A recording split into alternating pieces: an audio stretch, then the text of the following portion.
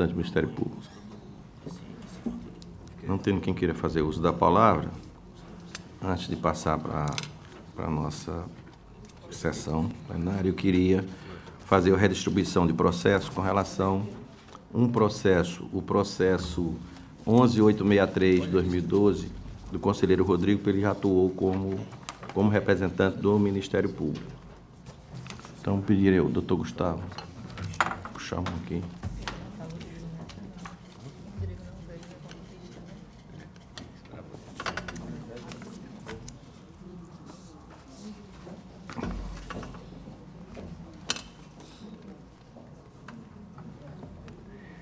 Conselheiro Anselmo Roberto de Almeida Brito. Então, o processo agora 11.863/12 passa a ser do conselheiro Anselmo. Agora vamos botar, vamos tirar aqui o do Sérgio. Tem 4 do Sérgio aqui. Você atuou como auditor, foi, Sérgio? Foi, eu acho que foi. Eu sei que eu tenho... Tem 4 aqui. Tem decisão minha aí. Tem, então.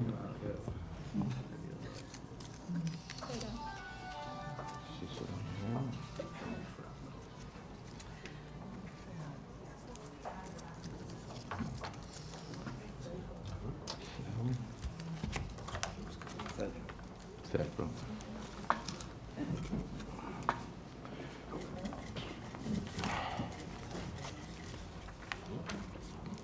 Processo 856 de 2019. Ficará com a conselheira Tarcísio Trabelli, ficará para a conselheira Ana Raquel. Processo 13.773 de 2013.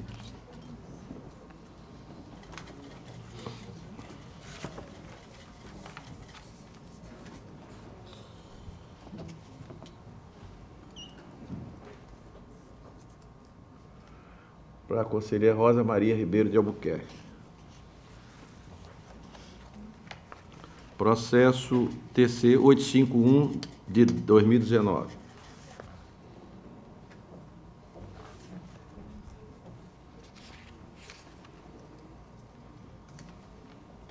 Conselheiro Anselmo Roberto de Almeida Brito. E, para finalizar, o processo 7907 de 2013.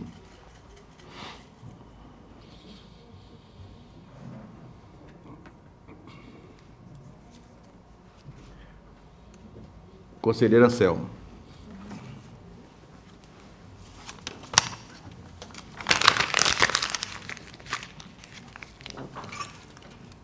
Eu queria colocar em pauta a instrução normativa a regulamentação com relação à nossa resolução ambiental. Ela foi distribuída em todos os gabinetes e até pedir desculpa que ficou mais de um mês e eu tinha esquecido de trazer essa normatização.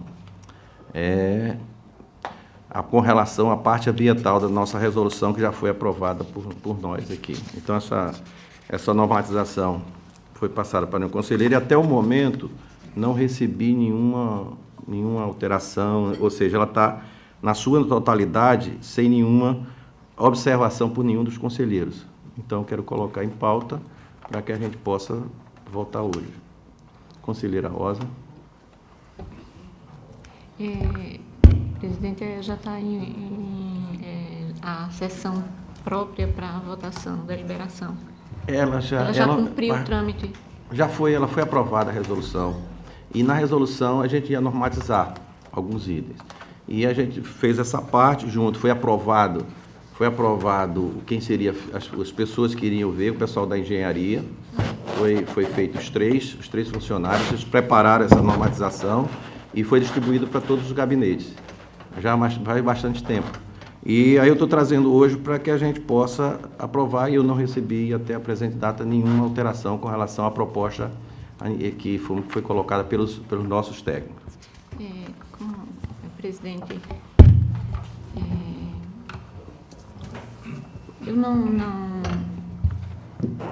não tenho nenhum problema que a deliberação seja, e eu posso me pronunciar nesse momento quanto a ela, mas sugiro a Vossa Excelência que já que já esperamos tanto, não é? Possamos deixar para a próxima, que esteja o nosso plenário mais completo e deliberemos todos a respeito dessa normatização, já que está pronta, não é? E não cumpriu-se, é apenas a minha sugestão. Mas não me importo se Vossa Excelência... Não, eu também não tenho nada a me opor. É só que estou aproveitando a sessão, porque foi inclusive uma falha. A menina não ter trazido, já era que era para 2 semanas, e faz muito mais do que isso, e eu não recebi nada. Por isso que houve o esquecimento com relação a essa normatização. Mas posso deixar só também. Uma sugestão. Mas Pois não, conselheiro. É só o seguinte, eventualmente eu posso estar ausente em alguma missão na próxima, então eu quero registrar, eu creio que a minha concordância com A normatização. a normatização. Ok, então consignar o voto já antecipado do conselheiro Fernando, e eu, atendendo a proposta da conselheira Rosa, deixarei para a próxima sessão, na terça-feira, a próxima terça-feira, no horário regimental. Agradeço a atenção de Vossa Excelência. Tem também. Pela ordem, conselheira Rosa. Estou sem processos para esta sessão, presidente. Conselheira Maria Cleide. Senhor presidente, não tenho pauta para o dia de hoje. Conselheiro Fernando. Senhor presidente, senhores conselheiros, eu estava trazendo, senhor presidente, como trouxe, o voto vista com relação a cautelar proposta e aprovada, quer dizer, monocrática, quer dizer, do conselheiro Rodrigo, que ele submeteu ao pleno. Eu pedi vistas e tinha trazido o processo, mas conforme o nosso regramento, com a ausência do conselheiro Rodrigo, que é o relator originário, ela fica impossibilitado de entrar na pauta, não é isso? A regra nossa é nesse sentido. Então eu fico transferido essa fica a pauta, já fica transferida para a próxima terça. Até mesmo pela urgência do caso, né? Trata-se de uma medida cautelar, de forma que então eu já deixo agendado para a próxima sessão. Eu trago para relatar, senhor presidente, o processo de número 3719 de 2017. A unidade é o município de Marechal Deodoro, o representante é o Fórum Nacional de Combate à Corrupção Eleitoral, o responsável é o prefeito Cláudio Roberto Aires da Costa. Trata-se de uma representação questionando a regularidade de diversos atos administrativos adotados pelo Poder Executivo no município de Marechal Deodoro, e se trata-se de um voto vista que o relator originário é o conselheiro substituto, Dr. Alberto Pires. Trata-se de processo que pedi vistas com a finalidade de inteirar melhor acerca da matéria alvo do julgamento, para o qual seja a admissibilidade ou não da representação, ora submetida a julgamento por este colegiado. Em rápido resumo acerca da tramitação processual, posso destacar o seguinte: item 1. A representação for aviada em longo texto com 73 laudas, contudo, ser juntada de qualquer documento que pudesse atestar a regularidade de constituição e representação da entidade, tampouco de quaisquer documento que possam embasar as imputações deferidas ao atual prefeito de Marechal Deodoro. Item 2. A presidência do tribunal ofertou juízo preliminar positivo de admissibilidade da representação, encaminhando os autos ao relator. Item 3. O gabinete do relator encaminhou os autos ao Ministério Público de Contas para análise de parecer. O Ministério Público de Contas apresenta parecer com emenda que ressalta a necessidade de desmembramento dos autos por razões de conveniência, celeridade e eficiência, fatos diversos que não se comunicam entre si. A ausência de ato constitutivo da representante e do ato que teria conferido poderes ao subscritor da representação para falar em seu nome. Manifestação pela ementa à inicial e percepção parcial da representação. Parecer seja acompanhado de inúmeros documentos atinentes aos autos versados na representação. Item 5. Processo pautado, o plenário decidiu, nas folhas 593 e 598 dos autos, por maioria, voto do relator, admite a representação em oportunizar o contraditório antes do julgamento da admissibilidade da representação. Item 6. Tanto o prefeito representado quanto o município de Marechal Deodoro se manifestaram sobre a admissibilidade da representação. Item 7. Autos novamente submetidos ao Ministério Público de Contas, que ofertou parecer pugnando pela admissibilidade da representação com uma série de observações. Em apertada síntese é o relatório, e eu já passo pelo meu voto, porque trata-se de um voto visto, do Ministério Público já teve a oportunidade de se manifestar. Antes de adentrar ao juízo de mérito... Por gentileza, desculpe, conselheiro relator, mas houve um fato novo aqui, houve um parecer posterior. Então, portanto, eu acho que o Ministério Público teria de ter a oportunidade de se manifestar novamente, porque foram muito dois pareceres. Com muito prazer, Serei breve.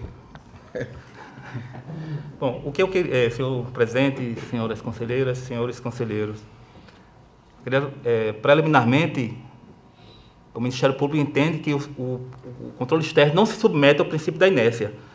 Ou seja, ainda que a representação seja de determinado assunto, o tribunal pode sim, por dever de ofício, porque 99% das nossas competências constitucionais são de ofício, o tribunal não age também por a provocação, mas a maioria das nossas competências são de ofício, portanto, o Ministério Público pugna para que seja rejeitada essa preliminar. E no mérito, para que a investigação prossiga, o procedimento prossiga em relação a 4 fatos. O fato 1, que é a criação de despesas obrigatórias de caráter continuado. A Prefeitura teria feito uma lei que não teria observado os ditames da LRF. Então, seria importante investigar que o procedimento corresse em relação a esse fato. Fato 1, é esse aí. Fato 2, na verdade, fato 3, né?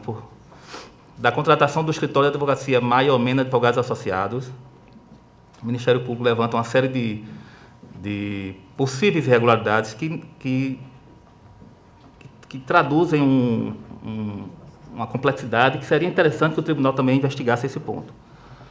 O fato 4, contratação de empresas de consultoria, também, nessa mesma atuada, o Ministério Público entende que o fato 4 precisa ser mais detalhadamente analisado.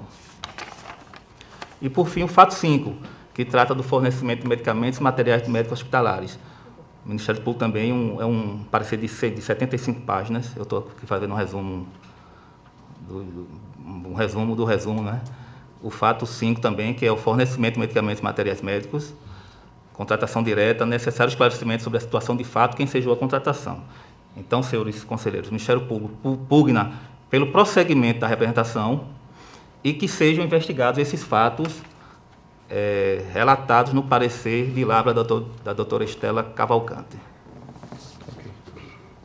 Conselheiro Fernando. Senhor presidente, antes de adentrar, eu quero, inclusive, parabenizar esse esforço do Ministério Público, que muito subsidia, mas imagino que tem sempre um momento processual, e eu coloco isso no meu voto, para que a coisa tenha um corpo correto, um rito, inclusive obedecendo algumas temporalidades com relação a relatorias.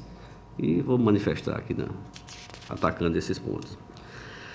Antes de adentrar no juízo de mérito desse posicionamento, tenho a obrigação de ressaltar o grande trabalho técnico que fora apresentado pelo Ministério Público de Contas na pessoa da procuradora doutora Estela Barros Cavalcante.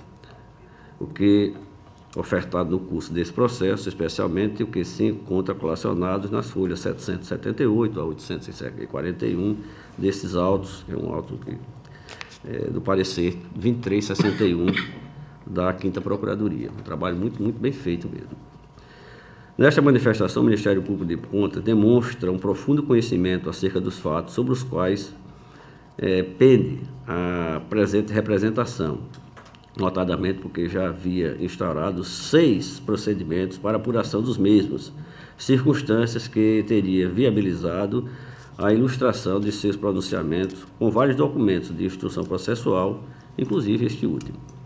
Não obstante, a instrução dos processos feitos a esta Corte de Contas, sem críticas à postura atuante do Ministério Público de Contas nestes autos, deve ser presidida pelo Conselho Relator, ou mesmo pelo colegiado, sob pena de se instaurar um procedimento anárquico com uma sucessão infindável de oitivas sempre que for juntado qualquer tipo de documento.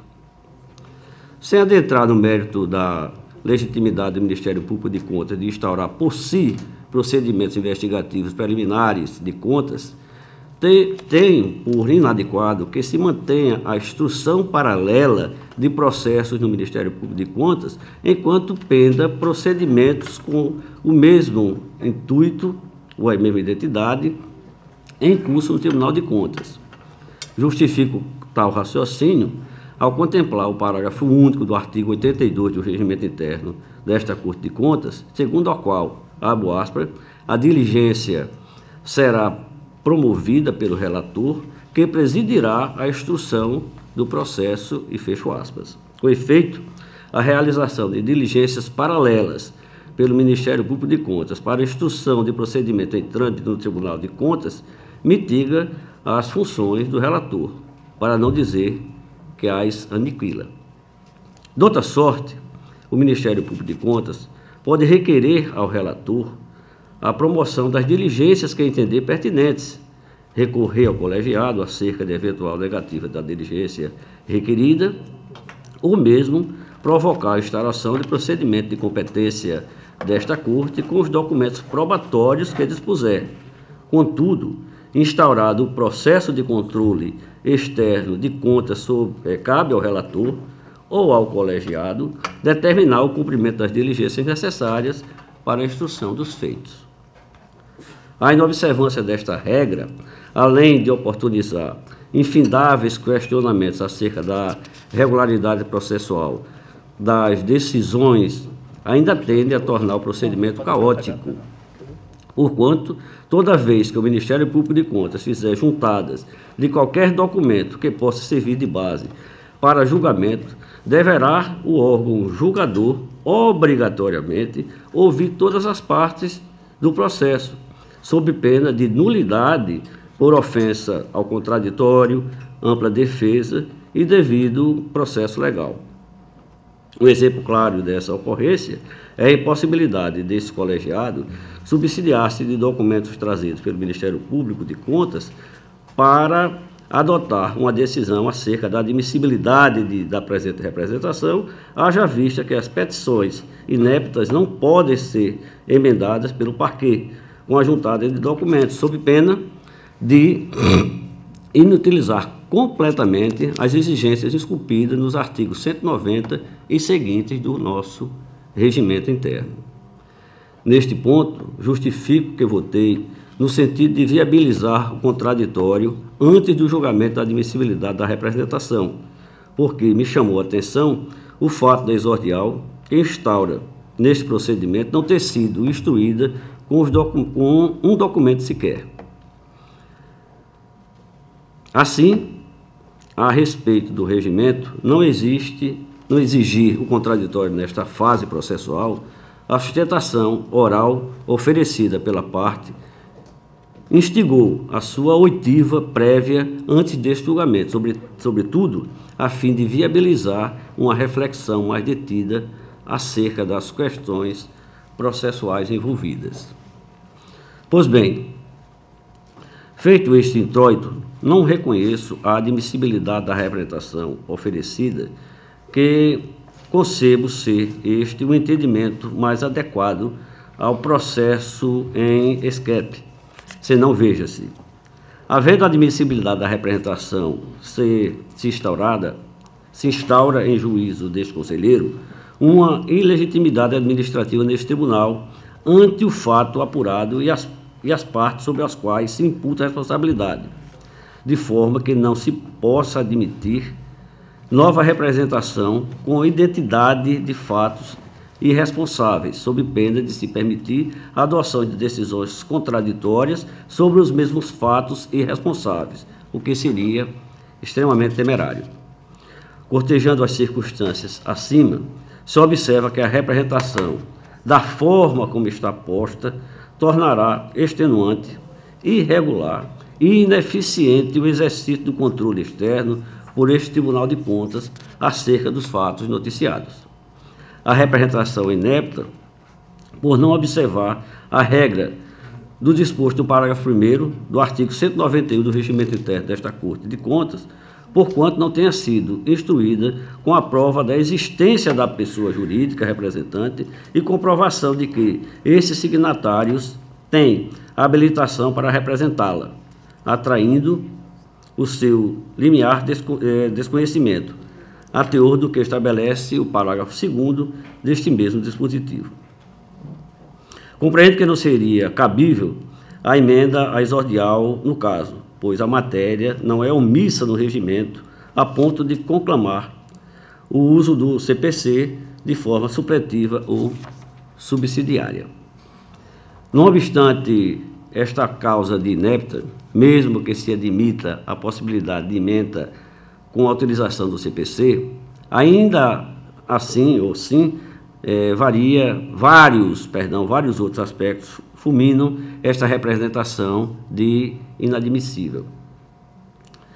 Em primeiro aspecto, salta aos olhos qual seja a ausência de elementos indiciários probatórios de que deveria obrigatoriamente instruir a representação, conforme exige o artigo 191 deste nosso regimento. Além disso, a representação elenca uma enormidade de fatos que imputa de irregularidade, os quais, contudo, não podem ser investigados em um mesmo processo por várias razões. A representação consoante foi observada pelo Ministério Público de Contas, dentre os fatos sobre os quais solicita o exercício do controle externo deste tribunal, e apresenta atos adotados pela prefeita que antecedeu ao representado, senhor Cláudio Roberto Aires da Costa. Por conseguinte, havia um natural deslocamento da relatoria desta representação ao conselheiro competente para fiscalizar o município de Marechal no biênio 2015-2016. Quanto a esses fatos especificamente, o que inviabilizaria a tramitação da apuração desses fatos nestes autos que aqui estão. Ademais, a representação pleiteia a apuração de inúmeros fatos que não possuem qualquer relação entre si, o que torna completamente inviável a apuração de fato de todos em um mesmo processo, pois a representação, consoante previsão regimental, se destina à apuração de um fato ou de vários que estejam entrelaçados, mas nunca de fatos independentes que não possuem qualquer vinculação. A inadmissibilidade de apurar em uma mesma representação a criação de cargos comissionados, a contratação de um escritório de advocacia por inexigibilidade, por exemplo, é pungente, pois a citação do escritório de advocacia seria requisito indispensável à regularidade do procedimento. Contudo, esse escritório haveria de ser intimado acerca de tudo o que trata de cargos de comissão e que nada lhe toca. Quando você fizer a representação ao Ministério Público sobre cargos que não são conectados, conexos, você teria que fazer uma representação apresentando todas as defesas de todo um bojo, que não tem absolutamente nenhuma conexão uma coisa com a outra. Sem embargo, o representante pode fazer tantas representações entender pertinente, mas não pode congregar todas em um mesmo processo, sob pena de configurar processo de devassa, que não é admitido às representações, consoante anuncia o Tribunal de Contas da União, com o julgado que aqui eu transcrevo sobre essa situação de devassa que tem amplamente sido divulgado, julgado e não admitido em função dessa abrangência tão grande das representações. Eu peço vênia para não precisar ler, porque isso é um julgado. Diante de tudo isso exposto, voto no sentido de inadmitir a presente representação por inépcia, não obstante que qualquer legitimado proponha novas representações sobre os fatos noticiados desse processo, desde que, em observâncias, as cautelas expostas neste voto. Voto, ademais, pela remessa de cópia integral desses atos aos relatores dos biênios 2015 e 2016 e 2017-2018 para a adoção das medidas de controle que entender pertinente, seja pela instauração de fiscalização de ofício, seja para subsidiar o julgamento das contas desses referidos biênios. Assim como voto, senhor presidente. Em discussão, o processo relatado pelo conselheiro Fernando. Senhor presidente, Sérgio. eu atuei neste processo quando eu estava em substituição ao conselheiro Cícero Amélia, no ano de 2018, eu exarei um voto e que foi apreciado aqui por esse plenário, e à época sobre os fatos representados, eu concluí por conhecer da denúncia. Eu entendo que seria uma denúncia porque parte do Fórum Nacional de Combate à Corrupção Eleitoral, e também por determinar as nossas diretorias de fiscalização a adoção de providências para, inclusive, instaurar inspeções e diligências que se fizerem necessárias, objetivando a apuração dos fatos aqui apontados, e também notificar os representados para dar conhecimento.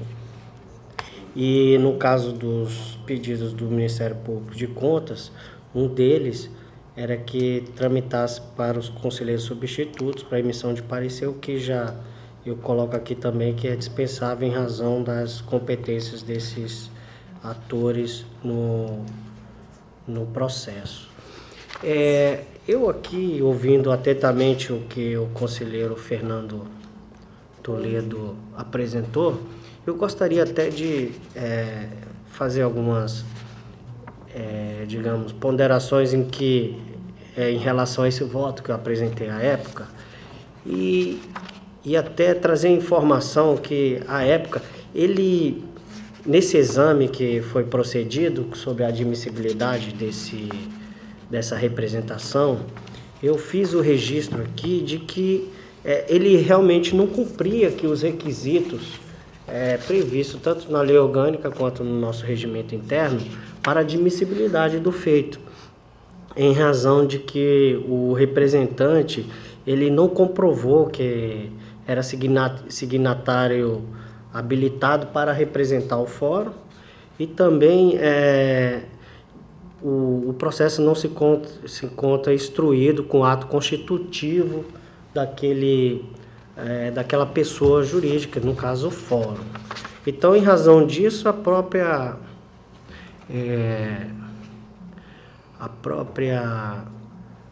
norma estabelece que o processo não deve ir adiante. Então, eu tentei superar essa fase, mas não, aqui conhecendo da denúncia, mas não... e agora, assim, eu faço eu peço licença para fazer uma retificação disso aqui, e eu penso que isso aqui, que o processo, especificamente esse processo, realmente ele não cabe admissão em razão de não ter comprovado os requisitos. Mas como eu mesmo aponto aqui no próprio voto, isso aqui não impede que o tribunal exerça suas competências e fiscalize esses atos. E a proposta do conselheiro Fernando Toledo vem ao encontro dessa proposta que é relatado à época e registrado nesse voto. Portanto, eu penso que o voto vista do conselheiro Fernando assim, deve ser acolhido em razão dessas mesmas, digamos assim, proposta colocada nesse voto naquela época. Era o que eu tinha a falar, senhor presidente. Obrigado. Ok. Eu voto a conselheira Rosa. Eu acompanho o voto, a divergência apresentada pelo conselheiro Fernando Toledo. Conselheira Maria Cleide. Senhor presidente, também acompanho integralmente o voto apresentado aqui pelo conselheiro Fernando. Porque, na verdade, não houve, com a fala do conselheiro Sérgio, na verdade está indo ao encontro do voto do relator inicial. Então, não houve, ele concorda, inclusive, com o voto visto do conselheiro Fernando. Aprovado, então. Senhor presidente, trago para relatar mais um processo. É o 4559/2015, do município de Campestre. Trata-se de uma consulta. Cuida-se de consulta protocolizada pelo então prefeito do município de Campestre sobre a possibilidade de contratação de escritórios de advocacia para a execução de títulos judiciais em face da União. Eu trago esse voto, porque isso está sendo hoje tratado nas câmaras, mas foi um voto visto na época, ainda estava, era matéria que estava no pleno, e eu estou trazendo, inclusive, porque, como eu disse, esse processo foi adiado em algumas ocasiões, porque eu me subsidio muito neste voto, que vou apresentar a Vossas Excelências, em um processo julgado de autoria da conselheira, da eminente conselheira Rosa. E ela não estava na ocasião, aí eu pedi, então, o adiamento, porque, não que Vossa Excelência seja a relatora do processo, mas eu faço referência a um voto julgado já, que foi vencedor nesta Corte de Contas. Portanto, fazendo esse introito, eu passo a apresentar. Conselheiro Fernando, só uma questão de ordem. Não sei o voto com Vossa Excelência, mas houve um fato novo essa semana, inclusive não altera. Se você só, como eu não estou sabendo o que é que tem o teor do processo, que houve um julgado no STF com relação, mas do STF com relação ao escritório exatamente de advocacia.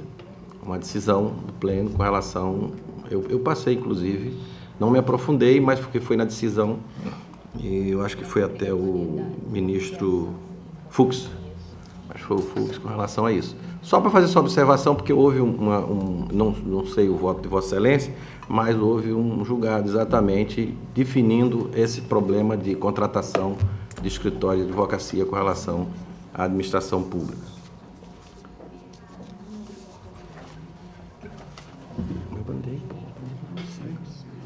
Certo. Não a obrigação de criação de procuradorias. Mas me parece que não é a mesma. Não é a mesma coisa. Não sei, só porque como eu botei isso só para lhe alertar que tem um julgado novo. Bom, mas isso não é exatamente a obrigatoriedade de procuradorias de municípios. Isso aí realmente eu vi esse julgado, essa decisão do presidente. Não, foi de Fux, né? Foi de Fux. Perfeito. Não tem, ele pode contratar.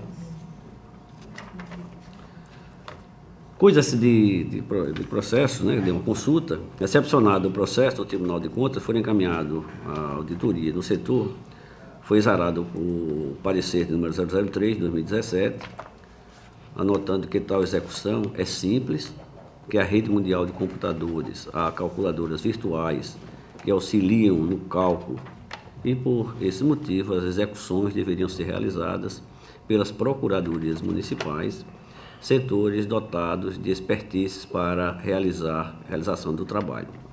Encaminhado o processo ao Ministério Público de Contas e distribuído ao Procurador-Geral, na época, Dr. Enio Pimenta, exarou o parecer de número 3298,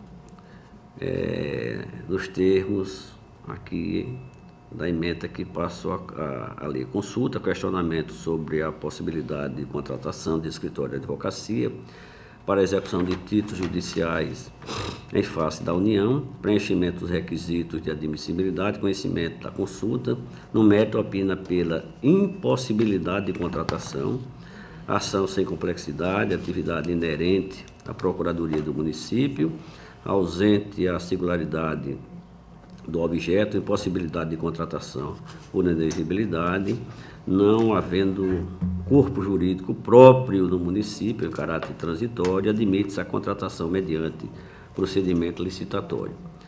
Essa é a emenda do parecer da Procuradoria. Com base na Resolução Normativa número 05 de 2018, com a portaria 26 de 2019, o processo foi distribuído ao conselheiro substituto, Dr. Alberto Pires, que proferiu proposta de voto com a seguinte emenda: consulta, questionamento sobre a possibilidade de contratação de escritório de advocacia para execução de títulos judiciais em face da União, atribuição da Procuradoria do município. Lido o processo em plenário, solicitei vista do mesmo, momento que o conselheiro Anselmo Brito e a conselheira substituta, a doutora Ana Raquel, em substituição, anteciparam o voto para acolher a proposta de voto lançada pelo relator, que fique registrado que já tem o acompanhamento dos votos deste processo do conselheiro Anselmo Brito e da conselheira Ana Raquel. É o relatório. Passo então o voto, porque trata-se de um voto vista.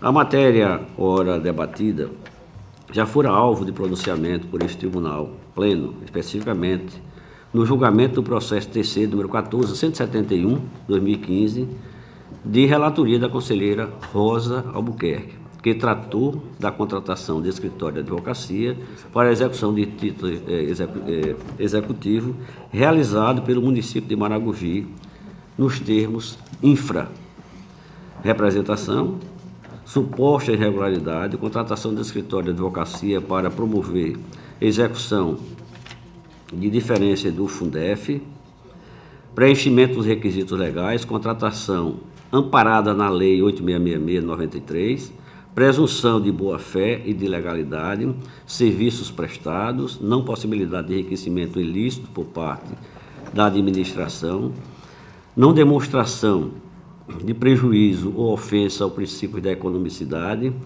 ressalva do ponto de vista pessoal pela relatora pelo arquivamento. Destaco, são minhas palavras, destaco esse voto vencedor no caso específico e que a decisão definitiva foi publicada no Diário desta Corte de Contas em 2 de fevereiro de 2017, no sentido de arquivar a representação, tendo em conta a possibilidade de contratação de escritório para esse fim. A eminente conselheira Rosa Albuquerque, naquela oportunidade, abordou a matéria de forma exaustiva e com enorme adequação técnica, razão pela qual peço venha para transcrever parte da decisão de Sua Excelência, senhora conselheira. Abro aspas.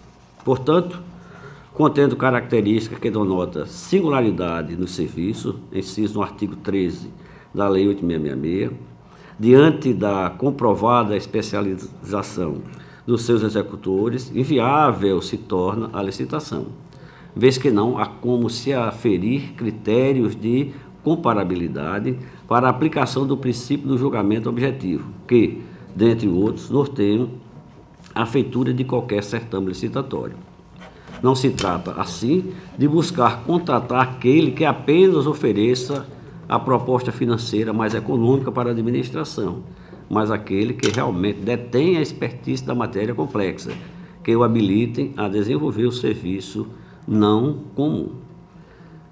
Continua a conselheira. No caso concreto, no tocante à notória especialização, o escritório representado juntou em sua defesa diversas reportagens e entrevistas, inclusive por meio da comunicação de alcance nacional.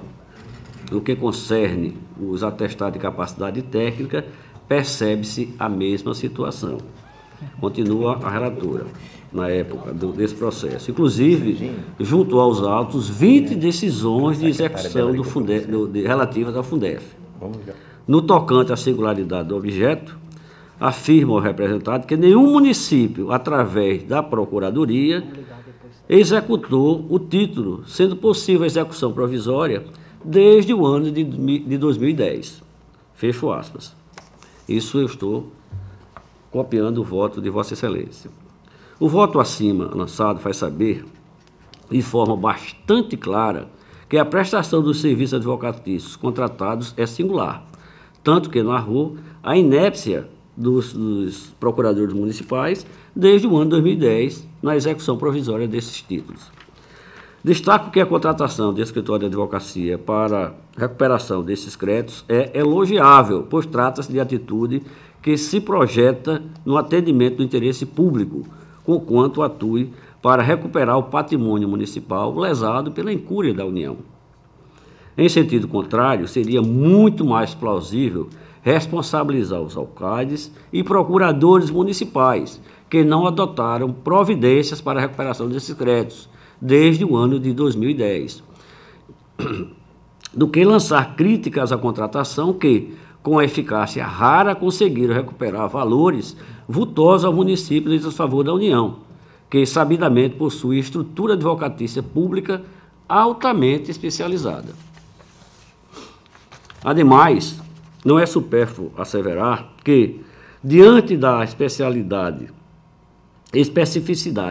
da matéria, com debates jurídicos tratados, inclusive, no TRF 4, que está lá, e no STJ, que essas matérias têm recurso para ambas as cortes, dificilmente o sucesso alcançado, os escritórios contratados, seria repetido pelas procuradorias municipais que têm, ordinariamente, tímida atuação nestas cortes. Cumpre destacar que, apesar de tratar-se de execução de título judicial, a discussão ainda tem sofrido altos questionamentos jurídicos pela União, seja em sede de embargos à execução, seja nos recursos respectivos. Fato que tira a sigileza que se pretende emprestar à matéria. Filio-me integralmente a este entendimento, o que faço transcrevendo o parágrafo lançado no voto vencedor da conselheira Rosa Albuquerque, ainda tomou emprestado esse voto, o qual, ofertada nos autos, no processo de número 14.171, que, a meu juízo, encerra definitivamente essa questão. Abro aspas. Não está pleiteando a existência... Não está patenteado a existência de dano ao erário ou desvantajosidade da contratação empreendida. Ao contrário, por intermédio das demandas judiciais propostas pelos escritórios, inclusive a relativa à execução aqui discutida, que os municípios, inclusive o representado, terão direito a reaver um crédito que a União não pagou voluntária e administrativamente, e que ninguém antes tentou reaver. Não há, portanto, que se falar em prejuízo ao erário. Antes, sim, verifica-se grande vantajosidade. Fecho aspas. Diante dessas considerações, compreendo que esta matéria já está suficientemente clara, razão pela qual reconheço que a possibilidade de contratação de escritório jurídico para execução de títulos judiciais em face da União, pelo fato das peculiaridades que envolvem a matéria e restar demonstrado que os títulos estavam à disposição à execução provisória desde 2010 e as procuradorias municipais não intentaram as respectivas execuções. Por último, importante repisar que dificilmente o sucesso alcançado pelos escritórios contratados teria repetido pelas procuradorias municipais que têm, como disse, tímidas atuações nesses tribunais plenos, como o TRF da 5ª e o STJ, e que atuaram na execução provisória que poderia ser manejada, como disse, desde 2010. Concluo, diante de todos os expostos, voto no sentido de conhecer da consulta, ante a legalidade da parte consulente, para respondê-la nos termos infra. Reconhecida a singularidade do objeto, execução de títulos judiciais oriundo de diferença de repasse do Instituto Fundef, e estando o processo administrativo instruído com provas que denotam a expertise do escritório a ser contratado, o ente federativo, nos casos desta natureza, pode contratar mediante inexigibilidade de licitação. É como vota.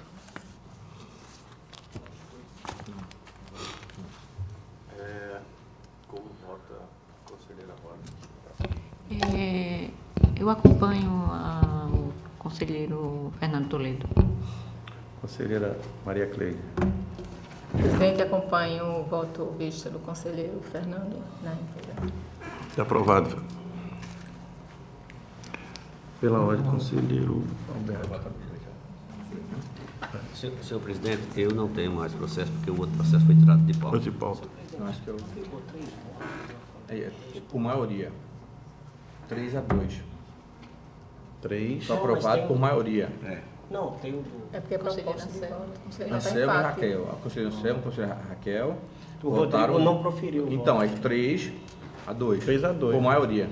Na verdade, Mas a o proposta- raciocínio do conselheiro substituto, doutor Alberto, é pertinente que resiste dessa forma.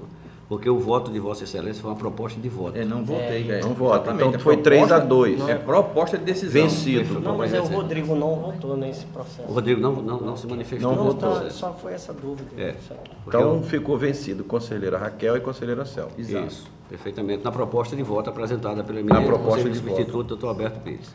Desculpe, proposta de decisão. Decisão, perdão, exatamente. Está esclarecido, senhor presidente. Muito obrigado pelas... É o Sérgio? Não tem processo para relatar. Só perguntei. A ordem primeiro é você, depois ele. Então, desculpa. O conselheiro Sérgio não tem Não tem processo para processo, pauta. senhor presidente. Conselheiro Alberto. Senhores e senhoras, venho trazer aqui o processo 11232 de 2017. Trata-se de um recurso de reconsideração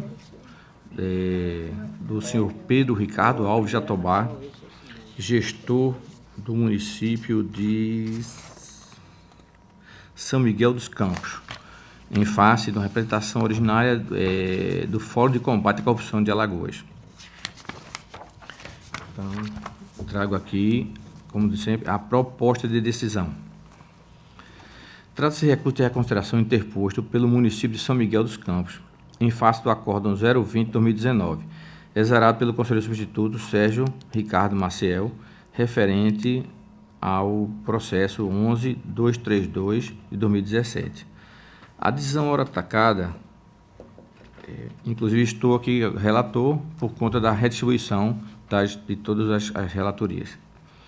A decisão ora atacada pelo recorrente versa sobre representação proposta pelo Fórum de Combate à Corrupção de Alagoas, FOCO, que noticiou a esta Corte de Contas que o TRF 5ª Região estaria prestes a liberar mais de R$1 bilhão aos municípios alagoanos em virtude do provimento judicial em demanda que cobrava a diferença nos repassos do Fundef. Assim, o relator do acórdão deferiu medida cautelar para que os recursos recebidos pelo município de São Miguel dos Campos fossem depositados em uma conta única do Fundeb, fundo que sucede o Fundef, a fim de serem utilizados unicamente em ações de desenvolvimento e manutenção do ensino básico, da educação básica. Ademais, determinou-se que a DEFAFON a adoção de providências no sentido de fiscalizar a aplicação de tais recursos, inclusive por inspeções e diligências necessárias. Em suas razões, o recorrente alega que o desígnio do acórdão número 02 de 2019 é o mesmo da ação civil pública 080 6397 29 2017 405 8000, proposta pelo Ministério Público Federal em face da municipalidade, que ocorreu a homologação do termo de ajuste de conduta celebrado entre as partes, no qual o município de São Miguel dos Campos se comprometeu, em suma, a aplicar a integralidade dos valores obtidos por meio do precatório 14.707.222 AL, exclusivamente nas ações consideradas como de manutenção e desenvolvimento do ensino para a educação pública, como de valorização do magistério e, para tanto, obrigou-se a abrir uma conta específica destinada a gerir tais recursos. Diante do alegado, o recorrente impugna pelo arquivamento deste processo ou pela reconsideração do depósito do recurso em conta geral do Fundeb. O Ministério Público de Contas, através do parecer 2288 de 2019, da primeira Procuradoria de Contas, da lava do Dr. Ricardo Schneider, se manifestou pela adoção das seguintes medidas. A. Conhecimento do recurso, deferindo parcialmente os pleitos do recorrente apenas para reconsiderar a determinação do depósito do recurso em conta geral do Fundeb, haja vista que o município se obrigou a depositar o montante em conta específica. Juntada do recurso ao processo correspondente, conforme artigo 41, inciso 1 e 2 do Regimento Interno. Cumprimento do disposto no artigo 100, parágrafo 4º, combinado com 96, que são as providências de praxe do plenário, de acórdão, né, desse tipo de coisa. Remessa os autos à auditoria para manifestação, de acordo com o artigo 38, mas isso já não procede, dadas as competências dos auditores, e retorno dos autos ao Ministério Público de Contas, ao final, para manifestação conclusiva quanto ao método de recurso. É o relator, senhor presidente. Senhor presidente, o Ministério Público reitera o parecer preferido pelo Dr. Schneider e para que seja concedida parcialmente seja provido parcialmente o recurso nos termos que ele dispôs, ou seja, que o município possa gastar esse dinheiro vinculado à educação, tanto pela ordem do tribunal, quanto pelo TAC firmado com o Ministério Público Federal. Ou seja, são duas áreas que protegem o recurso público aí. O MPF, que acionou a Justiça Federal, e a gente no controle externo estadual. Então, portanto, a saída dada pelo Dr. Schneider foi perfeita. Então, o Ministério Público reitera o parecer dele. Como a competência aqui é patente, né, do nosso tribunal, a admissibilidade, inclusive, ele cumpriu os requisitos de tempestividade e de legitimidade, e a matéria é uma matéria bastante, né, já discutida nesta corte. Eu vou pedir a gentileza dos senhores para ir direto às conclusões e a minha proposta de deliberação, de decisão, para que Vossa Excelência delibere a respeito, né? Conhecer do presente recurso de reconsideração, uma vez satisfeitos os requisitos para a admissibilidade do feito, para apurar os fatos relatados, dar provimento parcial ao pedido de reconsideração apresentado pelo município de São Miguel dos Campos para reconsiderar a determinação dos recursos em conta geral do Fundeb, haja vista que o município se obrigou a depositar o montante em conta específica, dar ciência desta decisão ao Fórum de Combate à Corrupção, que é o representante inicialmente, ao Ministério Público Estadual, Ministério Público Federal e ao prefeito de São Miguel dos Campos, senhor Pedro Ricardo Alves Jatobá. Dar publicidade ao presente acordo para os fins de direito e também fazer acostar o presente processo à prestação de contas de 2019. E aí eu coloco isso, mas vejo apenas uma dificuldade operacional. Por quê? Porque essa decisão aqui estamos colocando em 2019. A prestação de contas de 2019 virá só o ano que vem, né? E ela, ou seja, ela não existe, né? E ela é eletrônica. Esse processo aqui é físico. É uma questão só operacional, mas do ponto de vista lógico, acho que essa seria uma providência melhor. Não sei, inclusive, coloco até para Vossas Excelências como poderia ser feito isso. É a minha proposta de decisão para Vossas Excelências apreciarem. Em discussão, o processo relatado pelo conselheiro. Senhor presidente, Vossa Excelência vai ter que convocar alguém para votar, né? Nós só estamos em 3, né? Uma conselheira. A conselheira Rosa, ela já retorna. Ela já retorna. Só esperar pelo Melhor retorno. aguardá-la. Vai suspender um pouquinho, né, a sessão. Espera um pouco, A conselheira. Vai esperar um pouco. Viu? Para poder compor o quórum, né? Hein? Para poder compor o quórum. Para compor o quórum, É. A não ser que Vossa Excelência convoque. Convoque. Conselheiro substituto, né? A decisão foi para limpar para conta. Esse negócio aí do... Como é que a gente faz esse negócio para lá? Já chega assim, ela vai perguntar se ela quer que eu convoque alguém, se ela retorna e está esperando. Tá? A gente Na espera. educação, são duas ordens. A do TAC, todas autorizadas. Oi, desculpa.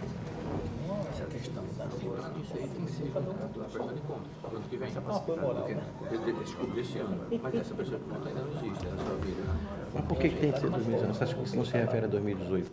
Não, mas acontece que ele estava bloqueado os recursos. Aí só foi, o TAC foi feito a partir de 2019. E o desbloqueio a partir de agora, entendeu? Ele só vai poder ser acompanhado o ano que vem. Não sei, dá um jeito, isso aí. Não, acho que digitaliza. Faz uma observação, sei lá, para não ter. Digitaliza e. Porque não existe o processo eletrônico ainda, né?